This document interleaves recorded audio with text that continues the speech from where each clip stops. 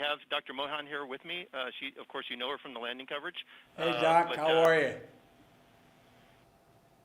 I'm doing very well, Mr. President. I just Thank want you you to know. for taking the time to speak with us. Are you kidding me? What an honor this is. This is an incredible honor, and it's amazing. Indian of descent Americans are taking over the country. You, my vice president, my speechwriter, Vinay, I tell you what, but thank you. You guys are incredible. Did you want to say something? I'll be quiet. Absolutely, Swati. Tell us how you felt on landing day, and actually what path brought you to here at the lab. Absolutely. So my path actually started way back when I was a child watching my first episode of Star Trek. In addition to those fantastical scenes of space, what really captured my attention was this really close-knit team who was working together, manipulating this technological marvel with the sole purpose of exploring space and understanding new things and seeking new life. Perseverance is my first mission at JPL, where I've gotten to work from the very beginning of formulation all the way through operations. And it's made me feel like I was part of that crew, being able to work with this incredibly diverse, talented team that has become like a family. Spending years creating our own technological marvel has been a privilege.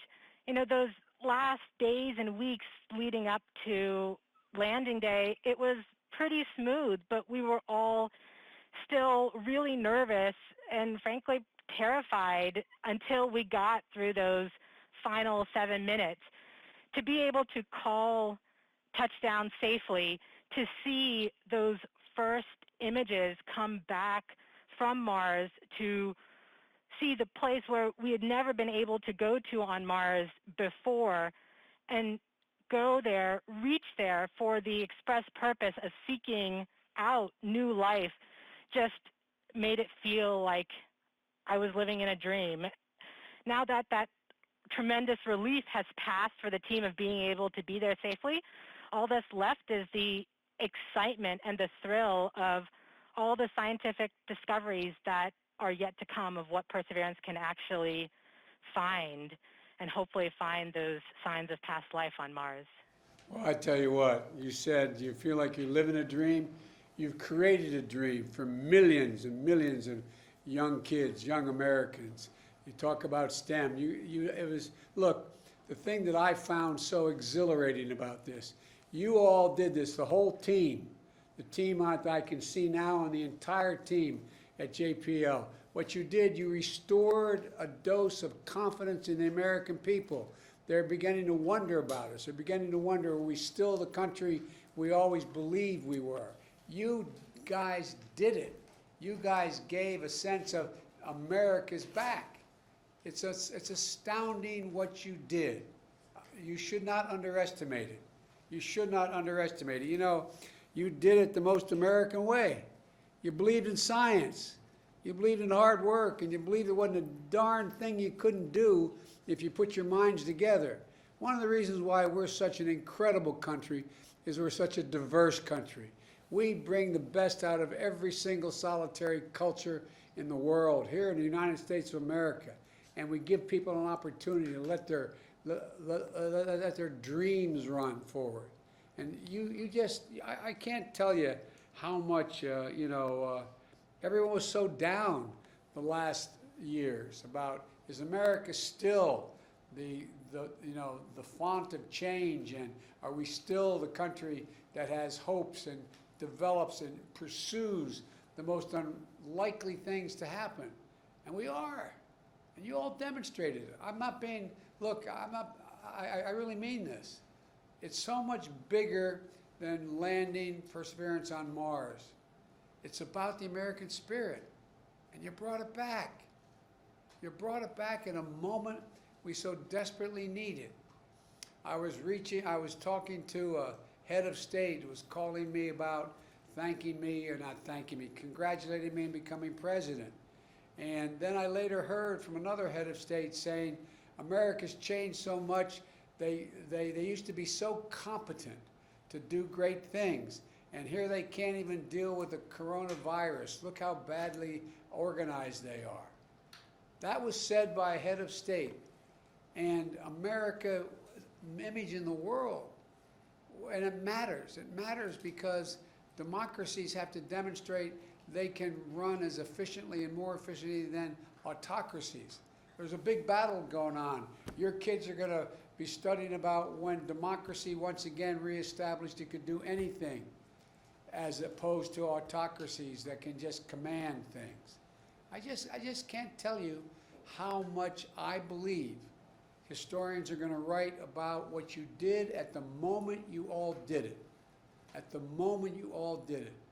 You should take such great pride in what you did. We can land a rover on Mars. We can beat a pandemic. And with science, hope, and vision, there's not a damn thing we can't do as a country. We have never, ever, ever failed to meet a goal. We've set our mind to it, and we've done it together. And that's what you all showed. So it goes way beyond the whole notion of what you just recently did. And God only knows what is going to come from this. God only knows what's going to happen. But you all are incredible. All the dreams you've created in other people's minds, other young kids. I tell you what, I just wanted to thank you and tell you, it just seems that, we're on the side of the angels just at the moment when things look like they're really dark in America over our history. Something has come along. Something has come along. And you guys came along and you did this. And so I just want to thank you from the bottom of my heart, tell you how presumptuous of me to say I'm proud of you, but I am so proud of you. And Mike, the teamwork that still exists there, the importance of it, the consequence of what you're doing, and it's only just a start. I had a group of folks in my office not too long ago, House and Senate members, House members, Democrats and Republicans, talking about infrastructure. And I have in the shelf in my Oval Office a moon rock. And they walked over and said, "This is actually a moon rock from the moon?" And I jokingly said, "You ain't seen nothing yet. Wait till you see what comes home from Mars." So anyway, folks, thank you, thank you, thank you, thank you. You're great Americans, and you're demonstrating again there's not a thing we cannot do when we set our mind to it. Well, God bless you all. Thank you. Thanks, Mike. Thank you very, very much, Mr. And President. by the way, I'm like a poor relative, Mike. When I'm invited, I show up. So be careful. The poor relatives, they show up. We will. They stay longer than they're supposed to. I'm one of those kind of guys.